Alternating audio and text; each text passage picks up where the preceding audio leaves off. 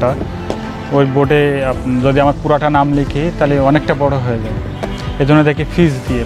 2016 সালে প্রথমবারের মতো সানরাইজার্স হায়দ্রাবাদের জার্সিতে আইপিএল খেলতে গিয়ে বল হাতে রীতিমতো ঝড় তোলেন মোস্তাফিজুর রহমান। আর তখনই দ্য ফিজ নামটা নিয়ে আলোচনা শুরু হয়। অনেকেই মনে করেন এটা গণমাধ্যমের দেওয়া, কিন্তু মোস্তাফিজ জানালেন অন্য কথা। কিভাবে আসলো এই ফিজ নামটি? এবার এক সাক্ষাৎকারে সেই বিষয়টি খোলাসা করেছেন মোস্তাফিজ।